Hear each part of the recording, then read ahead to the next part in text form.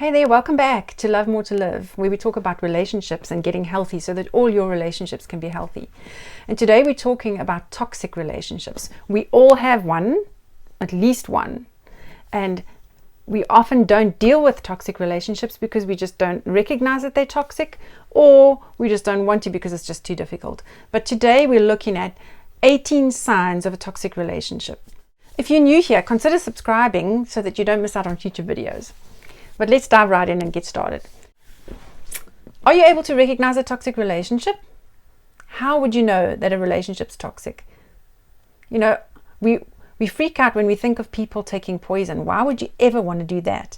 But often we live with toxic relationships that poison us emotionally and spiritually and even physically, because our emotions do affect our bodies. But we tolerate toxic relationships instead of dealing with them. And very often it's because we don't recognize that they're actually toxic. Toxic relationships can happen anywhere, in any dynamic, with a parent and a child, in a marriage, in dating, with friends, in a work environment, and even in church, unfortunately.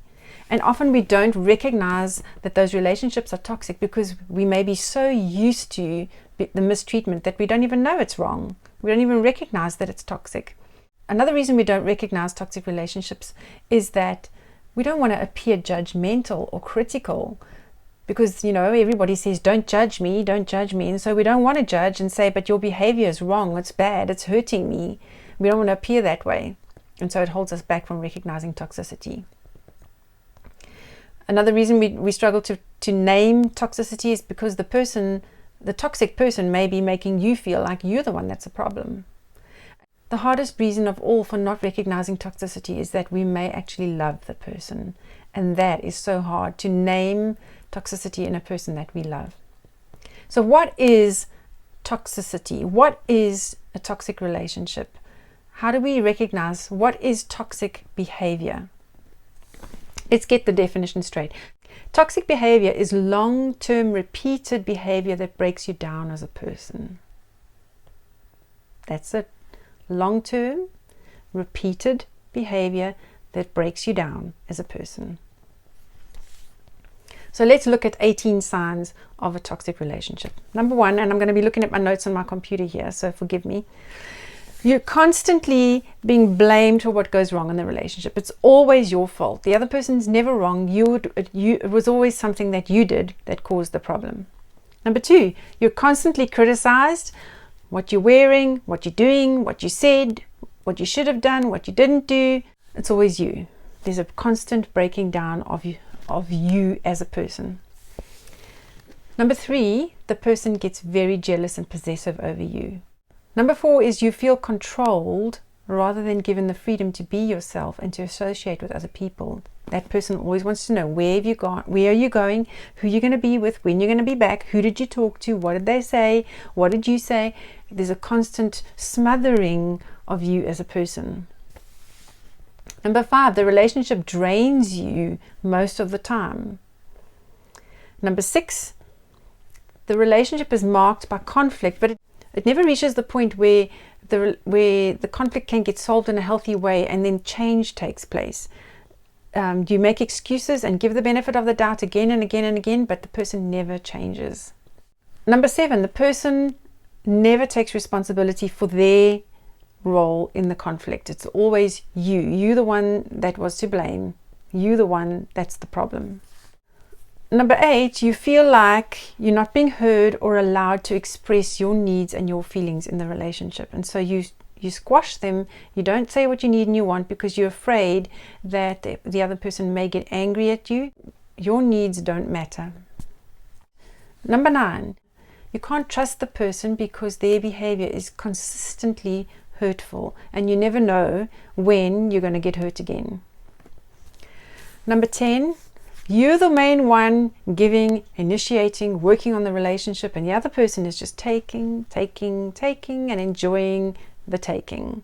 And you're the one that's being drained by this relationship.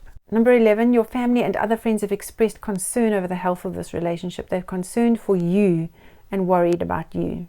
Number 12, you struggle to set boundaries and you continually turn a blind eye to the negativity of the relationship and you just keep going back again and again and again. Number 13, You feel worse and worse about yourself as the relationship progresses. Number 14, the person has serious anger issues and they use it against you and they use it to manipulate you. So they will use sarcasm, they will make jokes at your expense, they will use the silent treatment to punish you when you've done wrong. Number 15, the person breaks you down in public in front of family and friends. They laugh at you, mock you, tease you. They may even tell your secrets to people in a public setting. Number 16, the person has excessive insecurity and is constantly needing reassurance from you, leaving you feeling drained and even used, because you're the one that's got to hold this person up and support them. And yes, in every relationship, we do have to provide and give each other support and encouragement at times. But if you're the one that's constantly having to hold this person up and constantly having to bolster them, then there's something not healthy there. Number 17, the person is extremely opinionated and judgmental and critical of everyone and everything, including you. And number 18, the person uses guilt to manipulate you. They use if-then statements. If you would only do this for me, then I wouldn't get angry with you. If you would stop doing this, then I wouldn't do this.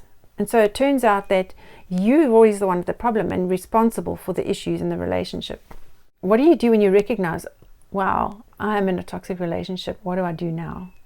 Well, there are some things you can do. Number one is take a break from interactions and evaluate the relationship. Now, in a marriage, that's going to be difficult because you can't stop interacting with your spouse, but you can minimize your interactions with them for the purpose of just thinking, processing, reflecting on the relationship. So how do you feel when you're away from the person? Do you miss them when you're away from them? What do you miss about them? Are you dependent on them? Are you able to cope on your own? Or do you feel when you're away from them that, wow, it's so free, I can be myself and I can do what I want, and the moment you're back with them, you have to be walking on eggshells, making sure that you don't say the wrong thing, you're guarding your words, and every thought and action you're just carefully thinking about. Evaluate your relationship, reflect on the relationship. Number 2 is create some emotional distance between you. So just pull back a little bit and try and interact as minimally as possible with the person. Creating emotional distance is also something that you do inside yourself, inside your own head, and that is giving the person less power over you, less control over you. Don't allow them to control how you feel and how you react and respond to them. Remember, you cannot change someone else's behavior. You can only change how you respond and react to that person. So do the work in yourself, and then remember to maintain your individuality and keep thinking for yourself. Number 3, look at your contribution to the situation. Now, that's not to say that you are to blame for the situation, but you may be contributing to it in some way. So how could you be contributing? Well, are you doing anything to keep the drama going? Are you picking fights? Are you goading? Are you retaliating? Are you tolerating mistreatment? And often we don't think of this one because we're so used to the mistreatment that it's normal for us. Are you allowing your boundaries to be violated? So changing your behavior, changing how you respond and react to the person can significantly change the dynamic of the relationship and improve it. So one caveat though, and that is that this doesn't mean, looking at your contribution to the relationship doesn't mean that you are the one that now has to do all the changing and that you are always responsible for what goes on in the relationship and that you have to give up your individuality in order to just keep this relationship going. Allowing yourself to be abused only enables the abuser. Tolerating toxicity only enables a toxic person. So don't just back down and submit and allow yourself to be walked over, abused, used, or mistreated. That's not biblical. If you want to know more about how to stop people walking over you, watch my video, How Do I Make People Stop Walking Over Me? You can grab that there. So we're continuing with the thoughts of what do you do if you're in a toxic relationship. And number 4 is get help. It's not a sign of weakness to ask for help. It's not a sign of weakness to go to someone and say, listen, I recognize that I'm in a toxic relationship and I need help. Please A third person can help you just bounce ideas off. They can confirm that your thinking is right or wrong. They can help you to see things more clearly and help you to find ways of dealing with the toxic relationship. But there's a warning. Not all toxic relationships can be fixed. Sometimes we have to accept that we have to just walk away from a toxic relationship and limit your exposure to that toxic person, because it's breaking you, it's damaging you. Sometimes you can only grieve over a relationship that can't be fixed and walk away.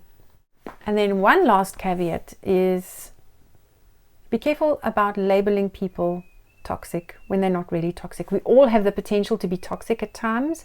Remember the definition of a toxic relationship, and that is, it's a long-term repeated pattern of behavior that breaks you down as a person.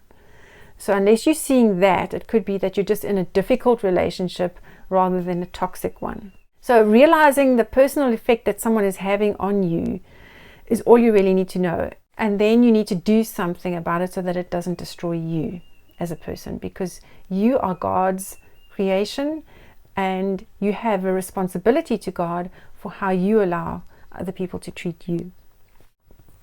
If you want to know more about whether your relationships are healthy, I'll leave a link down below to our healthy relationship assessment. That's all for this video today. If you enjoyed it, please do that like and subscribe thing and hit the bell for notifications so you don't miss out on future videos. And we'll see you next time. Bye.